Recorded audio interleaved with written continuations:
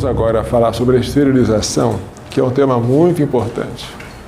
Depois que o pessoal já aprendeu que a anticoncepção é pecado, qualquer tipo de anticoncepção, às vezes surpreende dizendo: padre, pode operar? Mas não deveriam fazer essa pergunta, porque a operação para não ter filhos, a esterilização cirúrgica, ela nada mais é do que uma anticoncepção contínua e permanente. Quando você se esteriliza pela vasectomia, no caso do homem, ou pela laqueadura, no caso da mulher, você vai tornar infecundo não apenas um ato conjugal, mas todos os atos conjugais futuros da sua vida. Então, é uma gravidade ainda maior. Portanto, não tem sentido dizer, em vez de usar um anticoncepcional, eu vou me esterilizar. Sobre a esterilização, vamos prestar atenção no que disse Jesus ao ver uma figueira estéril. Saindo de Betânia para Jerusalém, Jesus teve fome. Ao ver à distância uma figueira coberta de folhagem, foi ver se acharia algum fruto, mas nada encontrou senão folhas, pois não era tempo de figos. Dirigindo-se à árvore, disse: ninguém jamais coma do teu fruto. E os seus discípulos o ouviram. Passando por ali de manhã, viram a figueira seca até as raízes. É uma parábola em forma de ação. Ele amaldiçoou a figueira porque não encontrou figos, mas não era tempo de figos. Por que ele amaldiçoou a figueira mesmo não sendo tempo de figos? Porque o cristão deve frutificar todo o tempo. Não há nenhum tempo em que estejamos dispensados de dar frutos de caridade. Meu Pai é glorificado quando produzis muito fruto e vos tornais meus discípulos. João 15, 8. Não podemos dizer: estou na entre-safra, agora não vou produzir mais frutos. Temos que produzir frutos sempre. E o Senhor não se contenta com folhas, Ele quer frutos. Que dizer então daqueles e daquelas que voluntariamente entregam seus órgãos reprodutores ao bisturi a fim de se tornarem estéreis? Cometem um pecado grave, mutilam o próprio corpo, que é templo do Espírito Santo. 1 Coríntios 6, 19. Rejeitam a bênção dos filhos. Salmo 123, Salmo 126, 3. Os filhos são uma bênção do Senhor. E atraem sobre si a maldição da esterilidade, que ninguém jamais coma do teu fruto. A Igreja condena, vejamos a Humanae Vitae 14. Famoso este número da Humanae Vitae. Já vimos que ela condena o aborto, depois, em seguida, ela condena a esterilização. Vejamos no segundo parágrafo do número 14.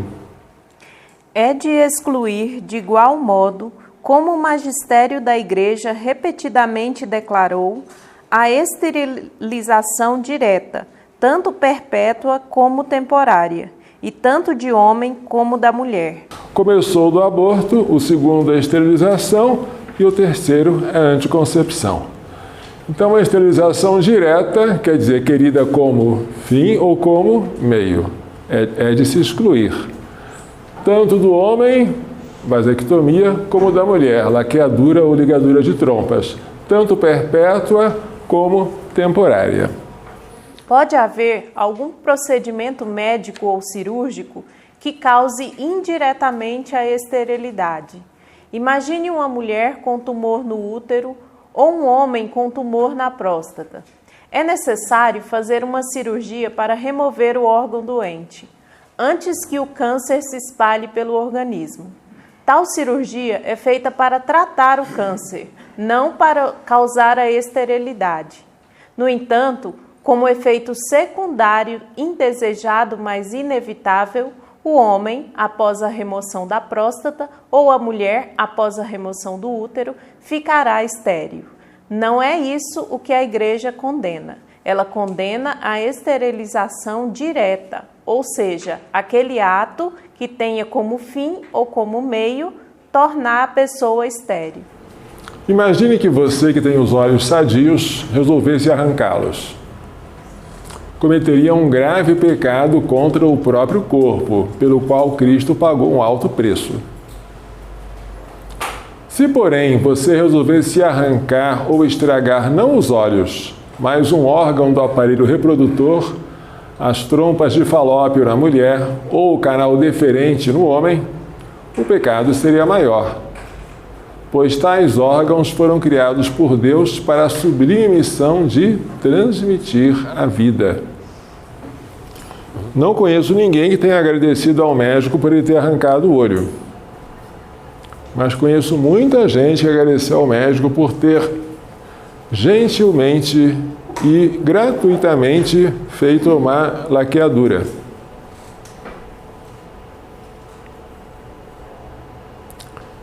Isso não deveria ser motivo de gratidão, mas muita gente agradece. A pessoa se tornou estéril, incapaz agora de procriar. Isso deveria ser motivo de uma lamentação muito grande, dolorosa. A esterilização direta continua sendo pecado grave, mesmo se feita com boa intenção, porque de boas intenções o inferno está cheio. Então, se a esterilização é direta, esquece a boa intenção. Esquece também as circunstâncias que podem atenuar a culpa, mas nunca justificar um ato mau. Não adianta você dizer, eu tenho que fazer essa cirurgia porque senão na próxima gravidez eu vou morrer.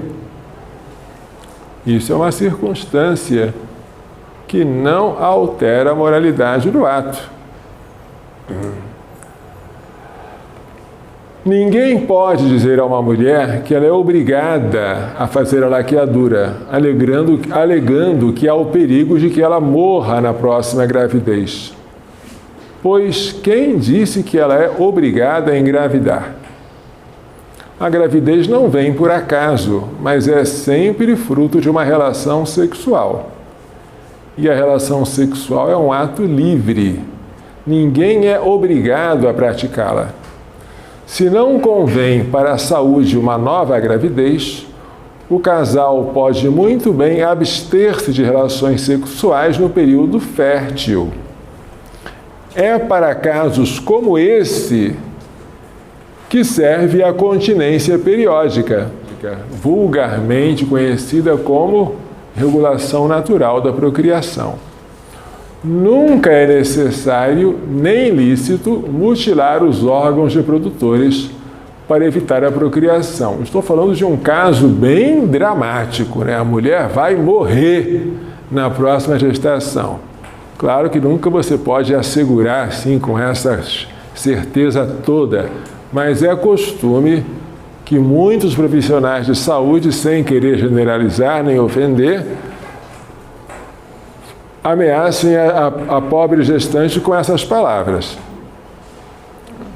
quase como que coagindo a aceitar a cirurgia que vai torná-la estéril. Quem se esterilizou e está verdadeiramente arrependido deve pelo menos tentar reverter a esterilização. Tentar. Pode ser que você, verificando o preço e verificando as chances de êxito, você diga, não dá, não tem condições. Mas pelo menos você tentou. E tentar é um sinal de arrependimento. A cirurgia de reversão chama-se recanalização. No caso da mulher, recanalização tubária. Não é um procedimento tão fácil nem tão barato quanto a vasectomia ou laqueadura, mas não custa indagar sobre o custo e as chances de êxito da recanalização. Procurar reparar o mal causado é um sinal de verdadeiro arrependimento. Imagine que eu tivesse furtado alguma coisa e agora eu vou me confessar ao padre. E o padre diz: devolve o que você furtou? Ah, não. Ué, você está arrependido ou não está? Estou, mas eu não queria devolver. Então, o arrependimento não é sincero. Está arrependido de ter esterilizado? Estou. Então, tenta reverter a esterilidade. Ah, não. Você pode duvidar da veracidade desse arrependimento. Parece que você está gostando muito dos frutos do seu pecado.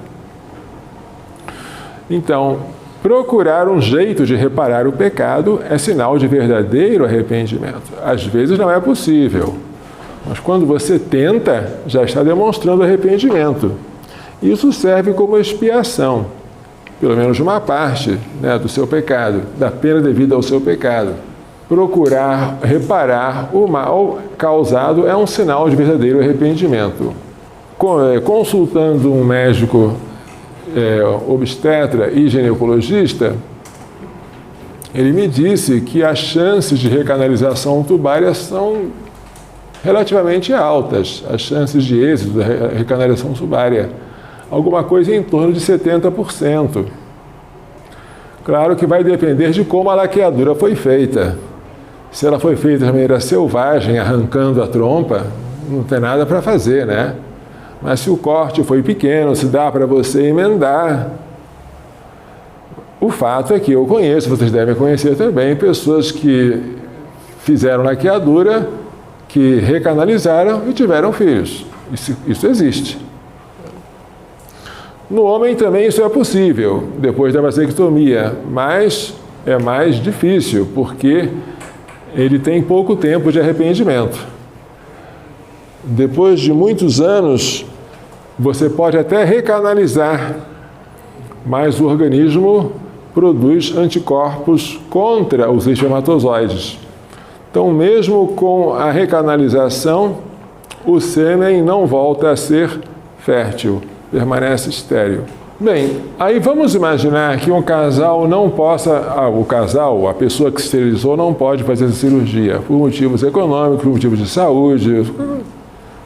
O casal poderá, isso eu sempre falo para quem está arrependido, não passo como penitência, porque isso não depende só de uma pessoa, depende dos dois. O casal poderá, de comum acordo, decidir abster-se de relações sexuais durante alguns dias do mês. Por quê? Porque depois que o casal se esterilizou, um tornou-se para o outro um objeto, uma coisa que pode ser usada a qualquer dia, a qualquer hora e sem nenhum custo. Então a vida ficou totalmente carnal. Não há nenhuma chance de procriar. Então é o prazer pelo prazer, e mais nada além disso. Para evitar essa desvalorização tão grande, vale a pena fazer um sacrifício. Este sacrifício fomenta o amor entre os dois, mas repito, tem que ser de comum acordo. Nunca um pode abster-se do ato conjugal se o outro não quer, porque o corpo de um pertence ao outro e vice-versa, certo? Um outro jeito de você tentar reparar o pecado é adotar. Adotar crianças. É muito bonito um casal que adota crianças. E quem adota, eu sugiro que comece com 3. É melhor adotar muitos do que adotar um só. Um só é perigoso. Começando com muitos, você já tem a expectativa de que eles vão crescer juntos, já vão se socializar. O que um filho único tende a ser uma criança problema. Ele não está acostumado a dividir, ele recebe toda a atenção dos pais. Os pais também não estão acostumados com mais filhos, dão tudo para eles. A família começa a melhorar depois do 3º. Muito bem. E outro meio de você tentar reparar o pecado é ensinar os outros casais a valorizar o dom da vida, lutar contra o aborto, tudo isso se pode fazer. Mas o que não é bonito é ver o casal se encostar no pecado. Ah, estou arrependido, que pena, né? Mas, no fundo, que bom, né? Não vou ter mais filhos, vou ter mais trabalho. E o casal nem faz nada, né, para tentar reparar o dano causado. Isso não é bom. Muito bem. Agora, gente, eu vou mostrar 2 documentos importantíssimos que vai fazer com que vocês tenham crises ao dialogar com operadores de saúde católicos e até com pessoas religiosas mesmo, que vão dizer que isso é um absurdo. Mas o que eu vou mostrar é do magistério da Igreja. São 2 documentos importantíssimos sobre a esterilização nos hospitais católicos. Este é um documento de que ano? 1975, da Congregação para a Doutrina da Fé, que naquela época era chamada Sagrada Congregação para a Doutrina da Fé. É uma resposta sobre a esterilização nos hospitais católicos, resposta esta dada aos bispos da Conferência Episcopal Norte-Americana, aos bispos dos Estados Unidos. Os bispos fizeram uma pergunta e a Santa Sé respondeu. Este documento é conhecido como Quecumque Sterilizatio, por causa das primeiras palavras em latim. Qualquer esterilização ou toda esterilização é o início do documento, em latim. Muito bem. Esse documento foi publicado, né, no órgão oficial da Santa Sé, que é a Acta Apostolicae Sedis, os Atos da Sé Apostólica, e faz parte do magistério da Igreja Católica. Muito importante isso, gente. Tenha a bondade de ler para nós. Toda esterilização que por si mesma, isto é, por sua própria natureza e condição, tem por único efeito imediato tornar a faculdade generativa incapaz de procriar, deve ser considerada esterilização direta, no sentido em que esse termo é entendido nas declarações do Magistério Pontifício, especialmente de Pio XII. Prestem atenção. Suponhamos que um procedimento tenha como um procedimento tenha como efeito imediato tornar a faculdade geradora ou faculdade generativa incapaz de funcionar. O efeito imediato do que eu estou fazendo é tornar o homem ou a mulher incapazes de procriar. Se o efeito imediato disso é a esterilidade, esta esterilização é direta. O que vai acontecer depois não interessa. Se o efeito imediato é tornar a pessoa estéril, a esterilização é direta. Por isso, não obstante qualquer boa intenção subjetiva, daqueles cujas intervenções são inspiradas pelo cuidado ou pela prevenção de uma doença física ou mental prevista ou temida como resultado de uma gravidez, tal esterilização permanece absolutamente proibida segundo a doutrina da Igreja. Veja só, não importa agora a boa intenção subjetiva. Você pode esterilizar a mulher com a melhor das intenções. Você está com pena porque ela já tem muitos filhos, porque ela não sabe reconhecer os dias férteis, porque o marido não coopera na regulação natural da procriação, porque ela provavelmente vai engravidar de novo e que a próxima gravidez provavelmente vai ser desastrosa para ela ou para a criança ou para ambos. Então você faz com toda boa intenção um ato cujo efeito imediato é tornar a mulher estéril. Essa esterilização é direta. E as boas intenções não servem para justificar. No máximo, elas podem atenuar a malícia, mas nunca justificam, tá? Então você pode prever uma doença física se você não esterilizar a mulher, uma doença mental, pode prever a morte, pode prever um aborto, mas está fazendo esterilização direta, não é permitido. Continua? E, de fato, a esterilização da faculdade generativa é proibida por um motivo ainda mais grave que a esterilização dos atos singulares, uma vez que produz na pessoa um estado de esterilidade quase sempre irreversível. Vejamos, um casal que usa preservativo. O que esse casal pretende fazer? Tornar um ato conjugal infecundo. E isso já é um pecado grave.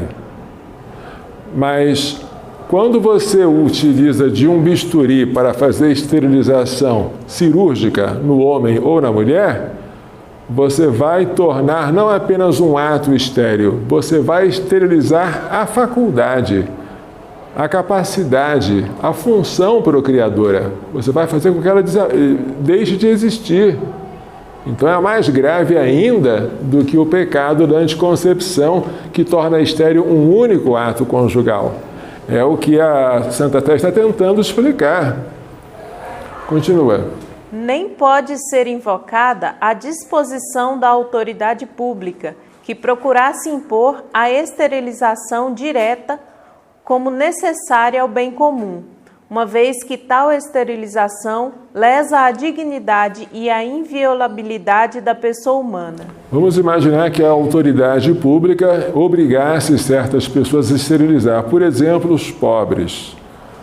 Por exemplo, as pessoas que têm baixa renda, baixa instrução, ou então pessoas que têm, como se pensava antigamente, propensão a ter descendentes incapazes, pessoas de estirpe ruim. Não se deve estimular a procriação dessas pessoas, porque gente doente vai gerar mais gente doente. Então vamos impedir isso como? Obrigando tais pessoas a se esterilizar. Não pode. Não pode. Isso não é fomentar o bem da pessoa humana, porque essa esterilização lesa a dignidade da pessoa e a inviolabilidade da pessoa. Continua? Igualmente, não pode ser invocado neste caso o princípio de totalidade, em virtude do qual são justificadas as intervenções sobre os órgãos por causa de um maior bem da pessoa. Cuidado, porque isso já é do tempo de Pio XII. Tentavam justificar a esterilização direta com o princípio da totalidade. Interpretado de maneira bem ampla. Eu vou destruir uma parte do corpo da mulher para preservar não o corpo todo, mas a família dela, a sociedade, que é um organismo que está precisando de saúde, né? Não se pode usar o princípio da totalidade para justificar a esterilização direta. Continua. A esterilidade querida por si mesma, de fato, não é orientada ao bem integral da pessoa retamente entendido, observando a ordem das coisas e dos bens, uma vez que é contrária ao bem moral da pessoa, que é o bem mais alto, privando de um elemento essencial a atividade sexual prevista e livremente escolhida. Quando você esteriliza alguém, você está privando toda a atividade sexual futura de um bem que é a fecundidade.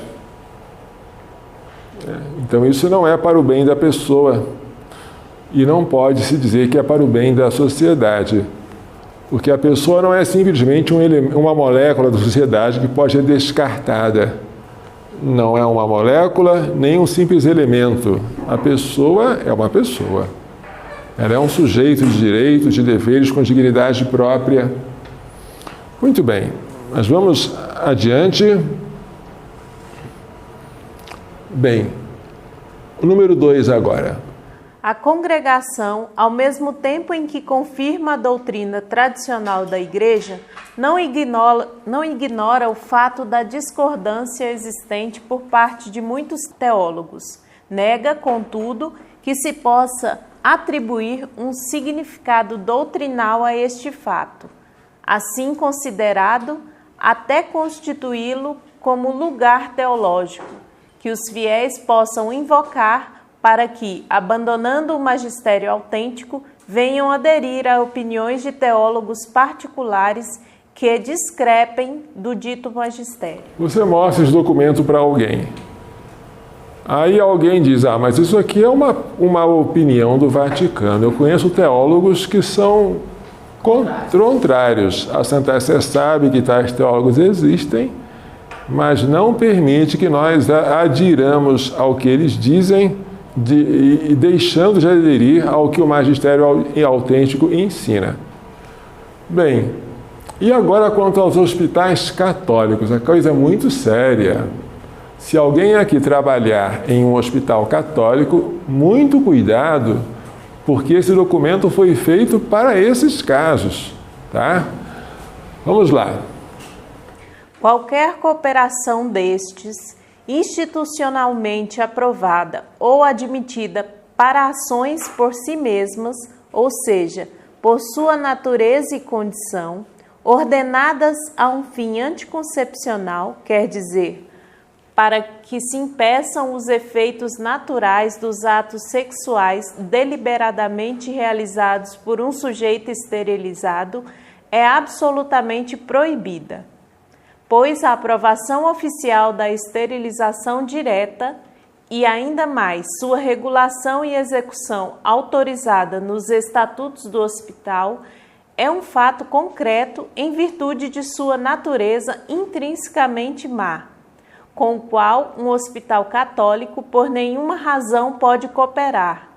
Toda cooperação assim prestada seria totalmente incompatível com a missão confiada a tais instituições e contrária à necessária proclamação e defesa da ordem moral. Portanto, nunca se pode admitir que um hospital católico pratique a esterilização, nem de homens nem de mulheres. Em hipótese nenhuma, nem com a melhor das intenções, nem com finalidades terapêuticas, nem para evitar um mal enorme, porque não existe mal pior do que o pecado. E é melhor morrer do que pecar. Se a gente disser que prefere pecar para não morrer, então de que valor tem o martírio? Os mártires são heróis ou são bobos? E nós é que somos espertos. Se somos cristãos, o pecado é o pior dos males. E se o médico ameaça você com a morte, doutor, você me ameaça com a morte. Tá bom. Mas qual é a outra opção além de morrer? É pecar? Só tem essa? Então eu prefiro morrer. É o que todos nós temos que responder nessa hora. Não só a mãe, mas também o pai. Não só a gestante, mas também o marido dela. Evidente. E é nessa hora que a gente prova que é de fato cristão. Nessa hora você ficar balançando e como dizer, eu não sei, eu vou pensar, é sinal de falta de fé. Se não for falta de instrução. A instrução vocês estão tendo agora. Né? Espero que sejam multiplicadores disso, por favor. O resto não precisa, por hora, de se ler. Tá? Vamos ver agora um outro documento, parecido com esse, sobre o chamado isolamento uterino. Congregação para a Doutrina da Fé. Respostas às dúvidas propostas sobre o isolamento uterino e outras questões. De que ano é esta resposta? 1993. 93. O outro era de 75. Então, muitos anos depois, foi levado a Santa Sé, a Congregação para a Doutrina da Fé, antigo Santo Ofício, um novo questionário sobre o chamado isolamento uterino, que nada mais é do que a ligadura de trompas, porque quando as trompas são ligadas, o útero fica isolado dos ovários.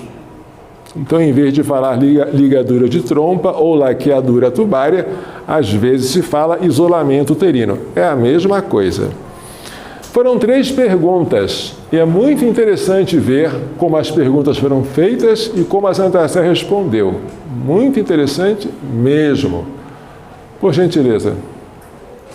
Quando o útero, por exemplo, durante um parto ou operação cesariana, chega a ser tal ponto seriamente danificado que se torna, sob o ponto de vista médico, indicada a extirpação, histerectomia, mesmo total, para afastar um grave perigo imediato contra a vida ou saúde da mãe, é lícito realizar tal procedimento, não obstante que para a mulher tenha como consequência uma esterilidade permanente? Entenderam isso?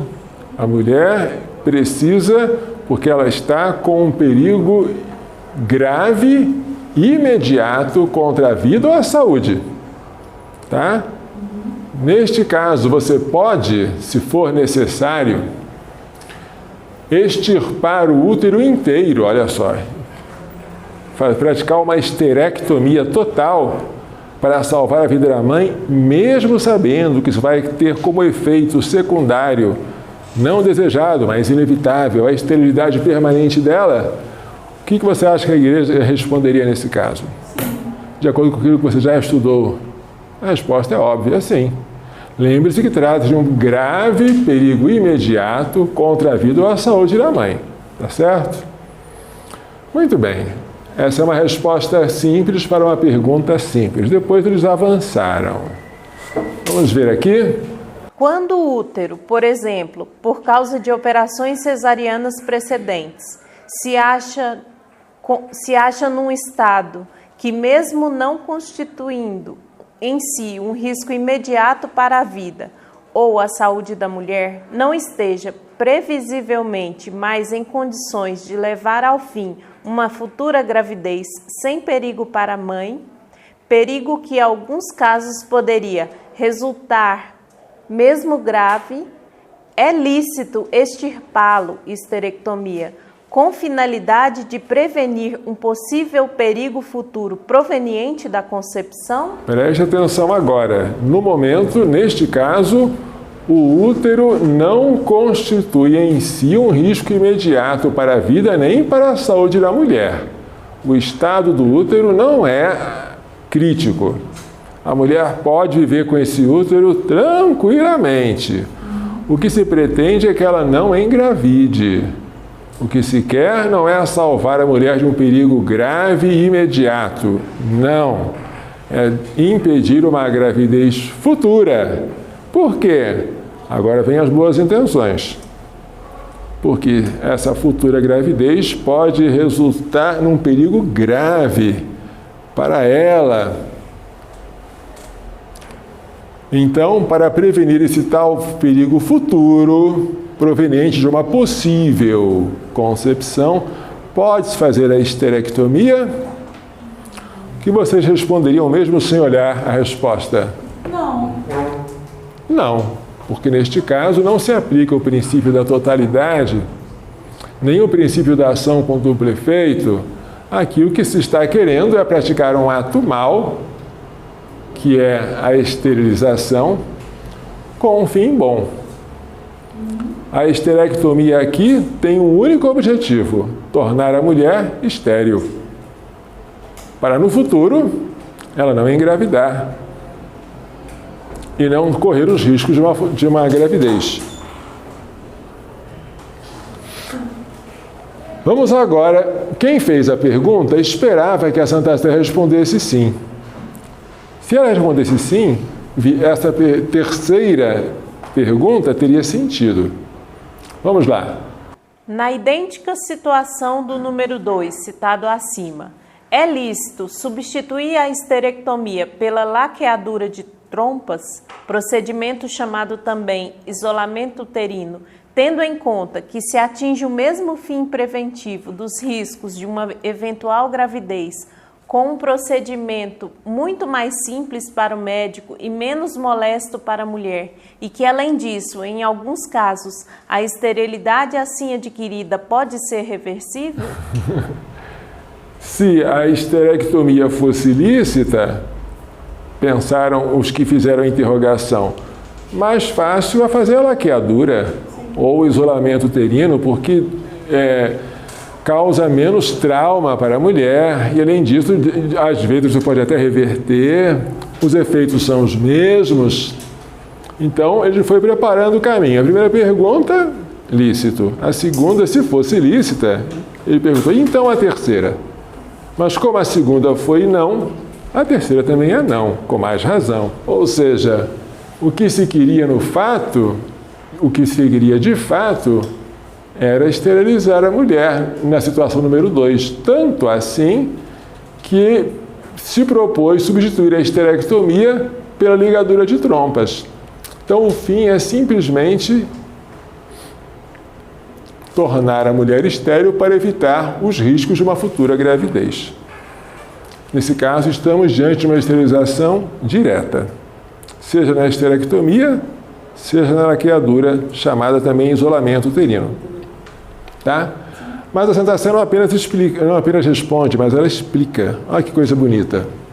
No primeiro caso, a esterectomia é lícita enquanto tem caráter diretamente terapêutico, ainda que se preveja que, do fato, resultará uma esterilidade permanente. De fato, é a condição patológica do útero, por exemplo, uma hemorragia que não se pode estancar com outros meios, que torna, sob o ponto de vista médico, a extirpação indicada. Esta tem, portanto, como fim próprio o de afastar um grave perigo atual para a mulher, independentemente de uma eventual futura gravidez. Independentemente de uma eventual futura gravidez. Não se está pensando em futura gravidez aqui, não tem nada a ver com o assunto. Ótimo. Diferente do ponto de vista moral, se apresenta o caso de procedimento de esterectomia e de isolamento uterino, nas circunstâncias descritas no número 2 e 3. Eles entram no caso moral da esterilização direta, a qual no documento Quecunque sterilizatio vem definida como uma ação que tem por único efeito imediato tornar a faculdade generativa incapaz de procriar. Ou seja, este documento cita o de 75 da resposta aos bispos dos Estados Unidos. Por isso, continua o mesmo documento, não obstante toda a subjetiva boa intenção daqueles cujas operações são inspiradas pelo cuidado ou pela prevenção de uma doença física ou mental, prevista ou temida como resultado de uma gravidez, tal esterilização permanece absolutamente proibida segundo a doutrina da Igreja. Mas a Santa Sé ainda faz um comentário, olha só. Na realidade, o útero, como descrito no número 2, não constitui em si e por si nenhum perigo imediato para a mulher. De fato, a proposta de substituir a esterectomia pelo isolamento uterino nas mesmas condições mostra precisamente que o útero não é em si um problema patológico para a mulher. Portanto, os procedimentos acima descritos não têm um caráter propriamente terapêutico, mas são realizados para tornar estéreis os futuros atos sexuais férteis livremente realizados. Que coisa bonita, hein? São praticados para tornar estéreis os futuros atos sexuais férteis que serão praticados livremente. Portanto, são atos humanos, não são atos do homem. Atos humanos têm moralidade, são bons ou maus. Atos humanos são imputáveis ao homem. E se você os pratica, você tem que ser aberto à procriação. Se não quer procriar, você está separando o significado unitivo do significado procriador. Está fazendo isso para todos os atos futuros. É isso que se pretende com a esterectomia e com o isolamento uterino, nos casos 2 e 3. O fim de evitar os riscos para a mãe derivantes de uma eventual gravidez vem, portanto, perseguido por meio de uma esterilização direta, em si mesma sempre moralmente ilícita, enquanto outras vias moralmente ilícitas ficam abertas a uma livre escolha. Ou seja, quais são essas vias moralmente ilícitas? Seria a continência absoluta ou a continência periódica. São vias moralmente ilícitas. O casal pode, mas não é obrigado a praticar o ato conjugal. Pode praticar o ato conjugal em qualquer dia, mas pode se abster em alguns dias também. São vias lícitas. Lícitas de acordo com essa gravidade aqui que eles estão propondo, né? Não é por qualquer motivo, mas por motivo de um perigo sério, de uma futura gravidez. Muito bem, continua.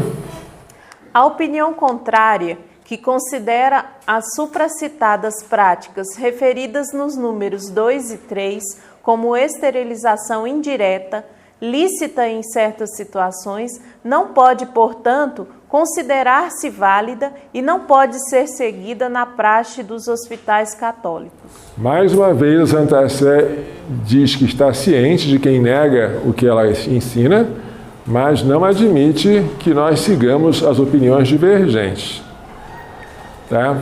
Esses dois documentos, guardem com vocês, eles vão ser muito necessários para vocês chamarem a atenção de pessoas que, com toda boa intenção, estão praticando atos maus. E para você não dizer que também isso é uma opinião subjetiva sua, você tem que mostrar a documentação do magistério da Igreja.